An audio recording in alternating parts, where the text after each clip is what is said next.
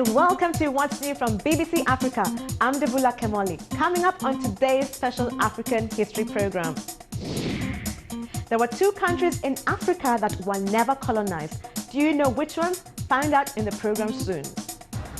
Its last emperor, Haile Selassie I, was a central figure in the Rastafarian movement originated in the Caribbean. How clued up are you about the roles that African queens played in history? We'll be hearing from an illustrator who is passionate about telling their story through art. She actually was a really strong military ruler. She knew what she wanted, but unfortunately, because of being a woman, she couldn't show herself as a strong pharaoh that she was.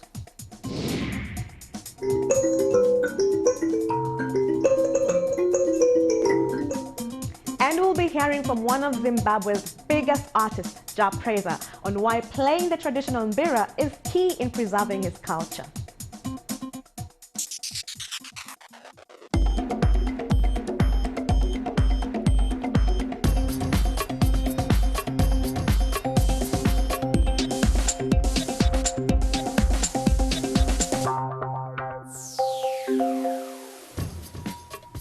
Now, this is a special show about African history. While people in the United Kingdom and Ireland are observing Black History Month, we decided we wanted to celebrate African history. We'll be looking back at some of the events, people, and culture that helped shape it. A massive part of the continent's past is the occupation, division, and colonization of most of Africa by Western European powers. But did you know there were two countries that were able to dodge the hands of colonial rule? Can you guess which ones? Well, Priscilla tells us more. The scramble for Africa. You've probably heard that phrase somewhere before.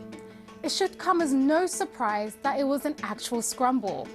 European leaders wanted gold from the west, diamonds from the south, and everything in between. The scramble happened roughly between 1884 and 1914, when European governments partitioned part of the African continent into colonies, free trade areas, and smaller states that were controlled by them. But two nations seemed to dodge the grips of colonial rule: Ethiopia and Liberia. Ethiopia, one of the oldest countries in the world. In the 1st century, a kingdom located in the north, Aksum, was considered to be as one of the four greatest powers alongside Rome, Persia, and China. The country fought and won victories against a series of invaders, including European colonizers throughout the millennia. This was credited to its geographical isolation, economic prowess, and unity among the people. The country is considered as not colonized, despite a brief occupation by Italy between 1935 and 1941.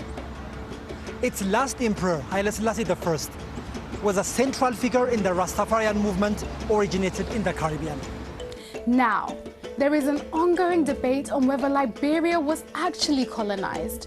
The debate has never come to a real conclusion, and here's why. Liberia managed to get her independence in the late 19th century during the scramble for Africa. However, the society in America had an eye set on Liberia.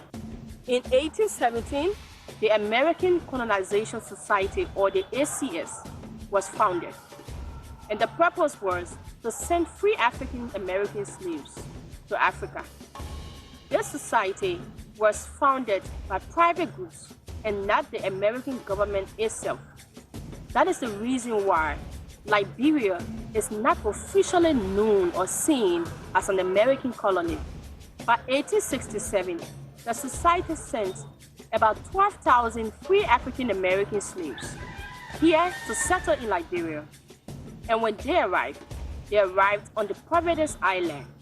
This island was first called Dawson. It was later changed to Perseverance, and now Providence Island. A lot of the locals here were not pleased with the new settlers. The reason was the locals felt the new settlers were taking control politically, even though they were a minority of the population. And that is why the ongoing debate on whether the country was truly free continues.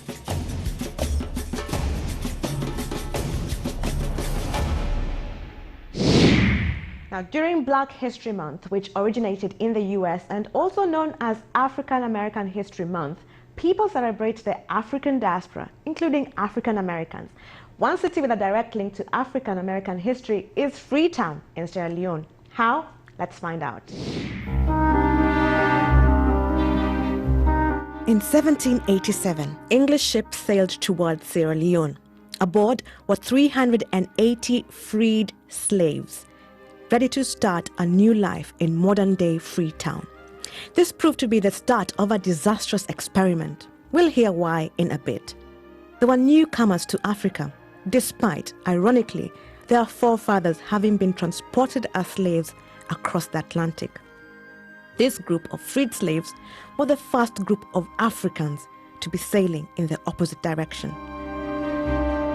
Where they landed, they found native Africans that had settled there more than 6 centuries ago. They were probably the ancestors of Sierra Leone. These people were the Limbas, the oldest ethnic group in Sierra Leone, the coastal Bulom, Tine, and the Mande-speaking people including Vai, Loko, and Mende. So, when the newly freed slaves arrived, abolitionists who had freed them had to negotiate with local chiefs about their resettlement. Disputes over the territory emerged shortly after. Additionally, not long after that, that first group of resettled slaves sadly died from disease and hunger. Later, in 1792, the experiment was tried again. Nearly 1,200 black loyalists, that's African Americans who served the British Army in the American Revolution, and they were living in London in difficult conditions, traveled across the Atlantic to settle in Freetown. Then, a third group of freed slaves, the Maroons, traveled to Sierra Leone colony from Jamaica in 1800. By the late 19th century, the new settlers were becoming part of the Creole ethnicity, often called Creole in modern-day Freetown.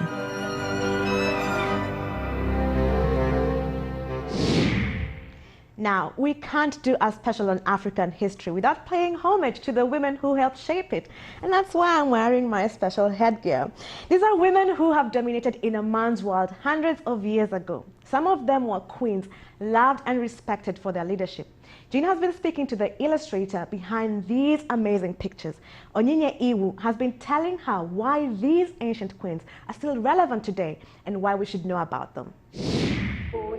Throughout African history, women have played hugely significant roles in the story of the continent and how it's evolved. Especially during the pre- and post-colonial era, they held positions of power, whether they were queens, presidents, or leaders of movements. What inspired you to create an illustration series that depicts African women who have ruled, inspired, and made a positive impact in their community? When you look at African history, I feel like a lot of women were kind of left out or ignored or erased. I certainly didn't grow up knowing much about any queens. And I felt like it was really important for young people to see that there were role models for them since ancient times. With so many queens to choose from, how did you whittle them down? Well, I started doing some research and I felt like it was really exciting to see that these women were doing things that I could have never imagined. And so looking at queens like Queen Amina, Queen Yaa Asantewaa, and specifically Queen Nzinga, who is definitely one of my favorites. Nzinga Mbandi was queen of the Mbundu kingdoms of Ndongo and Matamba, located in present-day northern Angola. Queen Nzinga Mbandi is one example of an African ruler who wasn't afraid of European invaders. She spent almost 40 years fighting for her people against the Portuguese. Queen Nzinga was one of the queens that actually started from young to be trained as a military leader, but not just physical training. She actually learned Portuguese from a very young age, which allowed her to communicate with the colonizers at the time. There are many versions of the story of the Queen of Sheba, some historical and others mythical. 3,000 years ago, according to legend, a beautiful and wealthy queen, embarked on a long journey to visit a celebrated king. He was King Solomon. In the biblical tale, the Queen of Sheba is quoted describing herself. I am black and beautiful, O daughters of Jerusalem. There is much debate, though, about where she was actually from. One country that claims her is Ethiopia. Queen of Sheba was a very prolific ruler. She exuded confidence. She knew herself. And it's really inspiring for young women as a role model because she had such a great kingdom. She was well known throughout Africa. She was feared. And actually, she didn't feel in any way to be uncomfortable or shy in front of King Solomon. She actually said everything that she needed to say because she was very confident. She knew the woman that she was and the power that she held.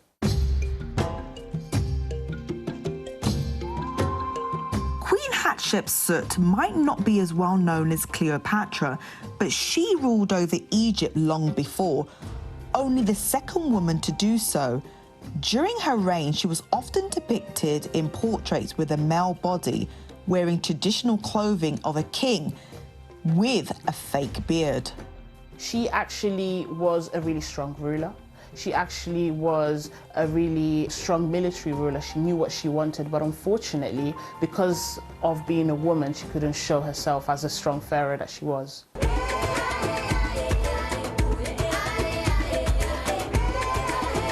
I would say practice, share your work online, and surround yourself with other illustrators.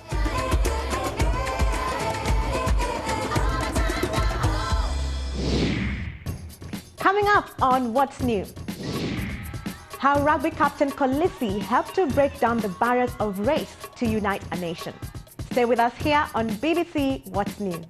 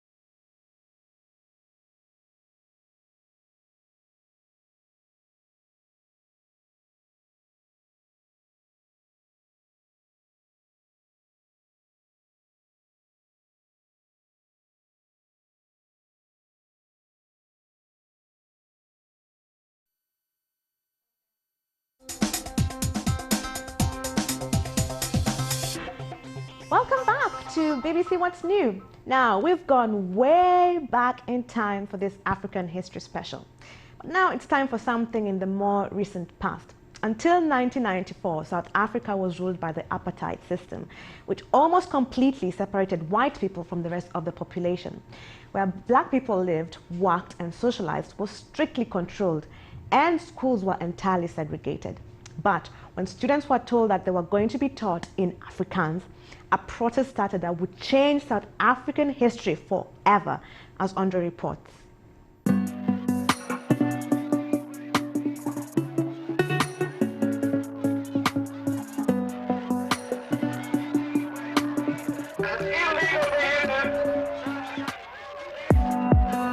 a turning point in the fight against apartheid in South Africa. And it was all started by students.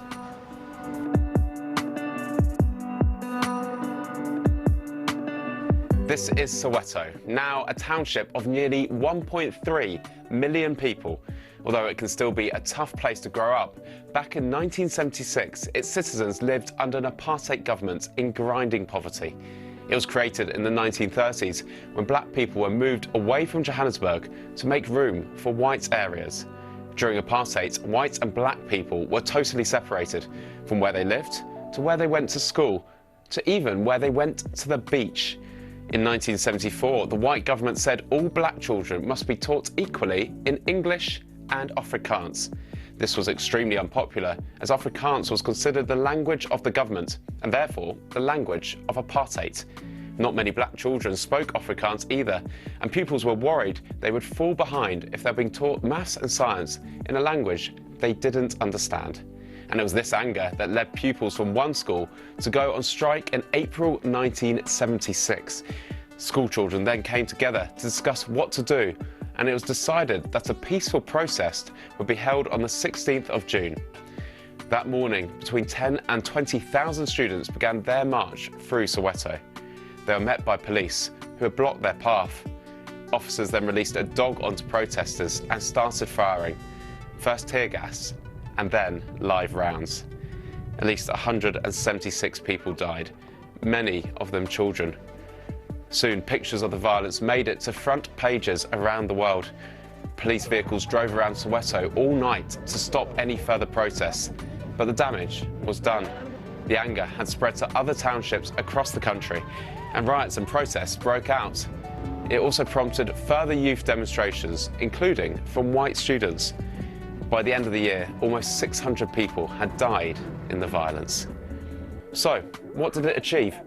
The images of the Soweto uprising shocked the globe and led to international outrage and the further isolation of apartheid South Africa. It also strengthened the resolve of the anti-apartheid movement to overthrow the system, something that was finally achieved in 1994, when the country held its first ever democratic elections and elected Nelson Mandela. In remembrance of these events, the day that they happened, June the 16th, is now a public holiday in South Africa. Youth Day, to remember the power young people have to change the world. Staying in South Africa, when the country won the Rugby World Cup in 2019, they were led out onto the field by a black captain for the first time ever. But not that long ago, Siya Kolisi wouldn't even have been allowed to play the sport in his own country. So how did a boy born in poverty overcome the odds to make rugby a symbol of South African unity? Rebecca has the story. A watershed moment. That's how many people in South Africa and around the world describe the country's Rugby World Cup win in 2019. South Africa had taken home the sport's most coveted prize before, in 1995 and in 2007. So why was this one different? This is Siya Kolisi. He's the country's first black captain in their 130-year rugby history.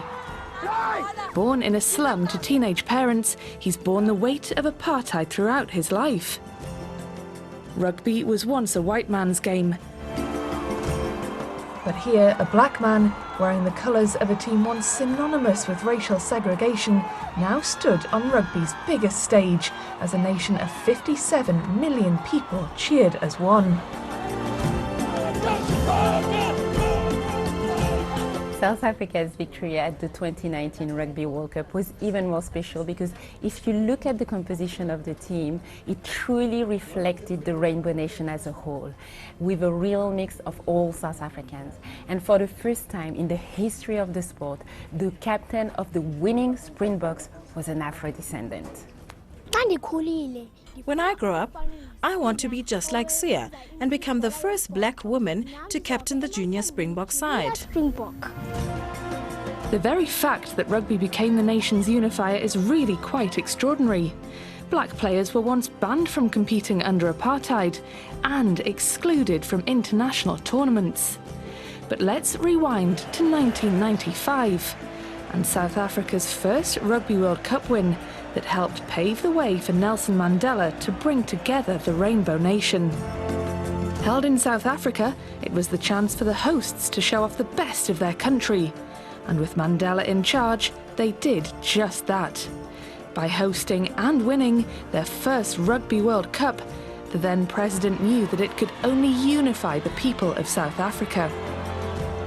And it's a legacy that's lived on and was reinforced by this iconic image that captured hearts and minds in 2019. An absolutely historic moment for South African rugby. The pride, the feeling of pure South Africanism was something that I think we'll only fully realise the full extent of, possibly not even in our generation. A child born in apartheid, a child born in poverty, a child who broke down the barriers of class and race to win the biggest prize in his sport and bring together a nation.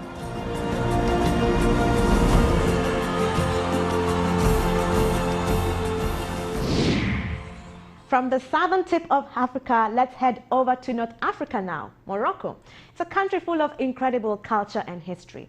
Its largest city, Casablanca, has one of the most historical buildings overlooking the Atlantic Ocean. Nora's here to tell you which building I'm talking about.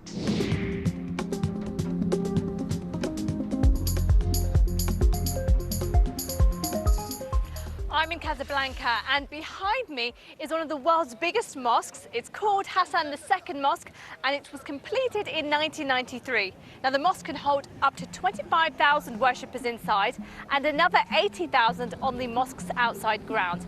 The history behind the mosque is that following the death of King Mohammed V in 1961, his son, King Hassan II, requested Michel Penceau to design the mosque, which was to honor the death of his father. Thousands of Muslims come to worship here, whether it's for Friday prayers or Eid, and it's also a nice tourist attraction.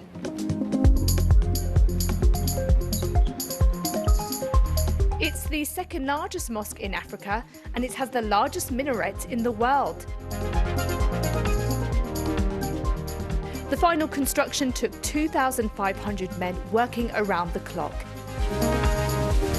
Besides the mosque's intricate beauty and incredible size, it was also built with modern concerns in mind. The mosque can withstand earthquakes, and it has a sliding roof and heated floor. Now, have you heard of the mbira? It dates back thousands of years and is Zimbabwe's national instrument, which means the gentle rain before the storm hits. Jah Preza is the country's biggest star. He has mastered playing not one, but 3 mbiras at the same time. Nyasha Michelle has been finding out what inspires him to keep the culture going. For me, mbira identifies our original sound. So I feel proud to be Zimbabwean and to be a mbira player. Dubbed the gentle rain before the storm hits, the mbira produces the unique sound that has been part of Zimbabwean culture for thousands of years. Music, to me, was an inborn thing. And back in the days, I used to go to church with my mom. She used to like preaching a lot. So at times before she goes on stage, I used to sing for her. I think that's where I got the confidence to stand in front of the people, singing. Yeah, and that made my life easier now. That's where it started from. I didn't go to a school of music. I didn't have resources. I didn't even have access to a studio. The thing that motivated me the most was the people around me, my friends and family.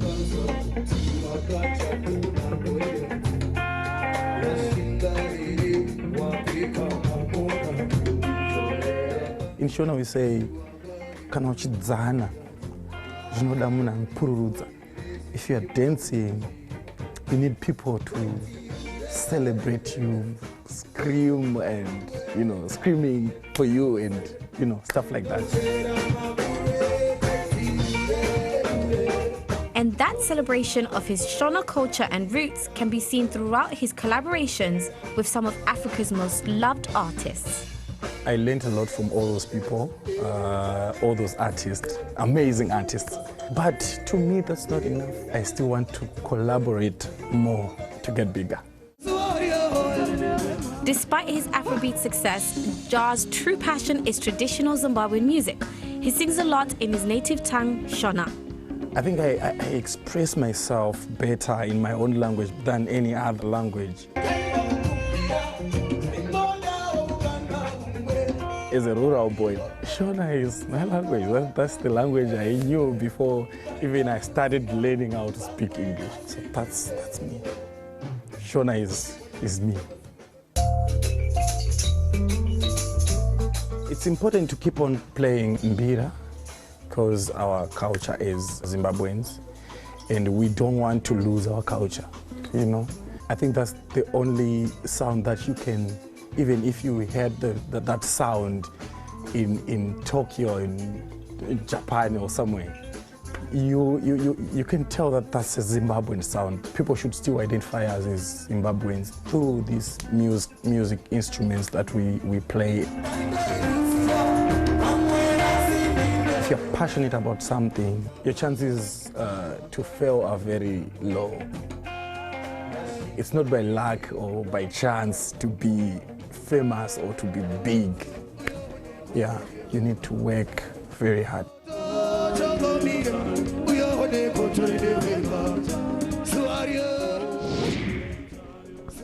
Woo, that's all from the BBC What's New team this week. We'll see you next time. Bye.